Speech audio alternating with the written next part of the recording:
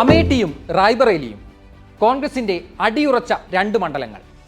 എന്നാൽ രണ്ടിടത്തും സ്ഥാനാർത്ഥിയെ പ്രഖ്യാപിക്കാൻ കോൺഗ്രസിന് പത്രികാ സമർപ്പണത്തിന്റെ അവസാന നിമിഷം വരെ കാത്തിരിക്കേണ്ടി വന്നു. ക്ലൈമാക്സിൽ പഴയ തട്ടകമായ അമേഠി ഉപേക്ഷിച്ച് രാഹുൽ റായ്ബറേലിയിലേക്ക് ചുവടുമാറി.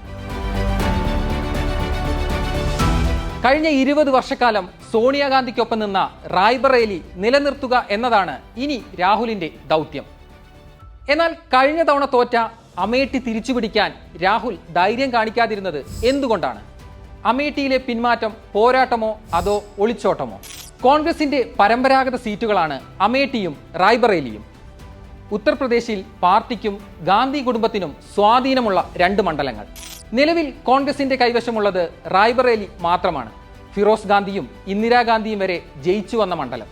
അത്തരമൊരു വൈകാരിക ബന്ധമുള്ളപ്പോൾ എന്തു വില കൊടുത്തും ആ സീറ്റ് സംരക്ഷിക്കേണ്ട ബാധ്യത പാർട്ടിക്കുണ്ട്. ഉത്തരേന്ത്യയിൽ BJPക്കെതിരെ മത്സരിക്കാതെ രാഹുൽ ദക്ഷിണേന്ത്യയിലേക്ക് ഒളിച്ചോടുന്നുവെന്ന പരിഹാസങ്ങൾക്ക് കോൺഗ്രസിന്റെ മറുപടി കൂടിയാണ് റായ്ബറേലിയിലെ സ്ഥാനാർത്ഥിത്വം. ഇതിലൂടെ പാർട്ടി പ്രവർത്തകർക്ക് വലിയ ആവേശം നൽകാൻ കോൺഗ്രസിന് സാധിച്ചെങ്കിലും അമേഠിയിൽ നിന്ന് ഒളിച്ചോടിയ രാഹുലിന്റെ പ്രതിച്ഛായ പാർട്ടിക്ക് അതിലേറെ ദോഷം ചെയ്യുമെന്ന് വാദിക്കുന്നവരുമുണ്ട്. 2004 മുതൽ 2014 വരെ രാഹുൽ തുടർച്ചയായി ജയിച്ചു വന്നിരുന്ന മണ്ഡലം. അവിടെയാണ് 2019 രാഹുലിനെ അട്ടിമറിച്ച് സ്മൃതി ഇറാനി ജയിച്ചു കയറിയത്. കഴിഞ്ഞ 5 വർഷത്തിനിടെ അമേഠിയിൽ BJPയുടെ അടിത്തറ കൂടുതൽ ശക്തിപ്പെടുകയും ചെയ്തു.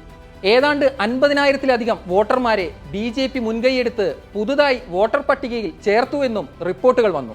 ഇതിനു പുറമെ അമേഠിയിൽ വീട് വെച്ച് താമസം തുടങ്ങിയ സ്മൃതി ഇറാനി ജനങ്ങളുമായി നിരന്തരം സംവദിച്ചു, അവരുടെ പ്രശ്നങ്ങളിൽ ഇടപെട്ടു. 2014 രാഹുലിനോട് തോറ്റതു മുതൽ ഇതേ ശൈലിയിലായിരുന്നു സ്മൃതിയുടെ പ്രവർത്തനം. എന്നാൽ 2019 തോറ്റ രാഹുൽ പിന്നീട് എത്ര തവണ അമേഠിയിലെത്തി എന്ന ചോദ്യവും പ്രസക്തമാണ്. ഇതെല്ലാം പ്രതികൂലമായി മാറുമെന്ന് തിരിച്ചറിഞ്ഞുകൊണ്ടുകൂടിയാണ് രാഹുലിനെ വെച്ചൊരു റിസ്ക് എടുക്കാൻ കോൺഗ്രസ് തയ്യാറാകാതിരുന്നതെന്നും ആക്ഷേപമുണ്ട്. 1952 മുതൽ 77 വരെ കോൺഗ്രസ് പരാജയമറിയാത്ത മണ്ഡലമാണ് റായ്ബറേലി. ഇന്ദിരാഗാന്ധിയുടെ മണ്ഡലമെന്നുകൂടി അറിയപ്പെട്ട റായ്ബറേലിയിൽ അവർ പരാജയപ്പെട്ടത് അടിയന്തരാവസ്ഥയ്ക്ക് ശേഷം 77 നടന്ന തിരഞ്ഞെടുപ്പിൽ മാത്രം. പിന്നീട് 96-ലും 98-ലും കോൺഗ്രസിന് മണ്ഡലത്തിൽ കാലിടറി. ആ 2 തവണയും കോൺഗ്രസിനായി മത്സരിച്ചത് ഗാന്ധി കുടുംബത്തിന് പുറത്തുനിന്നുള്ള സ്ഥാനാർത്ഥികളായിരുന്നു. പിന്നീട് ക്യാപ്റ്റൻ സതീഷ് ശർമ്മയിലൂടെ കോൺഗ്രസ് മണ്ഡലം തിരിച്ചുപിടിച്ചു. 2004 മുതൽ തുടർച്ചയായി സോണിയാഗാന്ധി മണ്ഡലത്തെ പ്രതിനിധീകരിച്ചു പോന്നു. ഇപ്പോൾ രാഹുലിനെ പാർട്ടി റായ്ബറേലിയിലേക്ക് മാറ്റി പരീക്ഷിച്ചത് അനായാസ ജയം ലക്ഷ്യമിട്ടാണ്.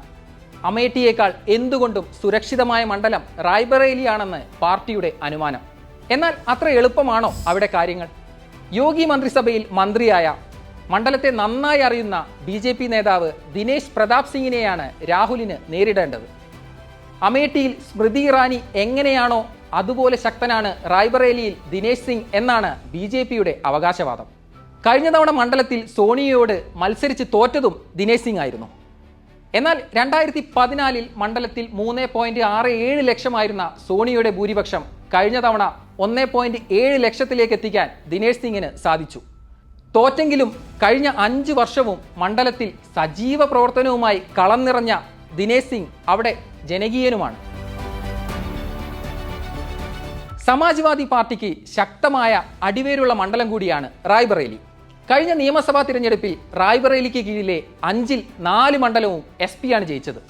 SP-യുടെ വോട്ട് ബാങ്കും കോൺഗ്രസിന്റെ പരമ്പരാഗത വോട്ടുകളും ചേരുമ്പോൾ രാഹുലിന് ജയിച്ചു കയറാമെന്നുള്ള പ്രതീക്ഷയിലാണ് കോൺഗ്രസ്. എന്നാൽ SP-യുടെ പിൻബലത്തിലുള്ള ഒരു വിജയത്തിലൂടെ BJPക്കെതിരായ പോരാട്ടത്തിൽ കോൺഗ്രസും രാഹുൽ ഗാന്ധിയും നൽകുന്ന സന്ദേശം എന്ത് എന്ന ചോദ്യവും അവിടെ അവശേഷിക്കുന്നു. രാഹുലിന്റെ സ്ഥാനാർത്ഥിത്വം പാർട്ടി ഏറെ ആലോചിച്ചെടുത്ത തീരുമാനമാണെന്നാണ് കോൺഗ്രസ് പറയുന്നത്. എന്നാൽ അമേഠിയിൽ നിന്ന് രാഹുൽ ഭയന്നൊളിച്ചോടിയെന്ന് പ്രധാനമന്ത്രി അടക്കമുള്ള BJP നേതാക്കളുടെ പരിഹാസം. 2ാം മണ്ഡലത്തിലുള്ള മത്സരം വയനാടിനോടുള്ള വഞ്ചനയെന്ന് വയനാട്ടിലെ CPI സ്ഥാനാർത്ഥി ആനി രാജയും വിമർശിച്ചു. എന്നാൽ ഇന്നത്തെ ഇന്ത്യൻ രാഷ്ട്രീയ സാഹചര്യത്തിൽ ഉത്തരേന്ത്യയിലെ ഒരു മണ്ഡലത്തിൽ കൂടി രാഹുൽ മത്സരിക്കേണ്ടത് അനിവാര്യമാണെന്നാണ് കോൺഗ്രസിന്റെ മറുവാദം.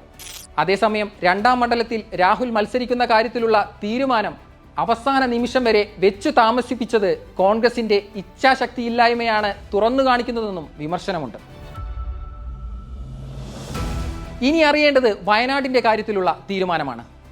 വയനാട്ടിലും റായ്ബറേലിയിലും വിജയിച്ചാൽ രാഹുൽ ഏത് മണ്ഡലം ഉപേക്ഷിക്കുമെന്ന ചോദ്യം ഇതിനോടകം വലിയ ചർച്ചയായി കഴിഞ്ഞു.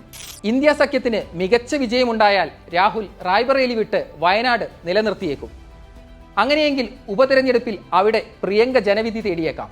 എന്നാൽ ഇന്ത്യ സഖ്യത്തിന് പ്രതീക്ഷിച്ച വിജയം ലഭിച്ചില്ലെങ്കിൽ രാഹുൽ റായ്ബറേലി നിലനിർത്തി വയനാട്ടിൽ നിന്ന് രാജിവെച്ചേക്കും. അങ്ങനെയെങ്കിൽ വയനാട് വീണ്ടും ഒരു ഉപതെരഞ്ഞെടുപ്പിന് സാക്ഷിയാകും. രാഹുലിന് പകരം പ്രിയങ്ക വയനാട്ടിലെത്തി മത്സരിക്കാനുള്ള സാധ്യതയും തള്ളിക്കളയാനാകില്ല.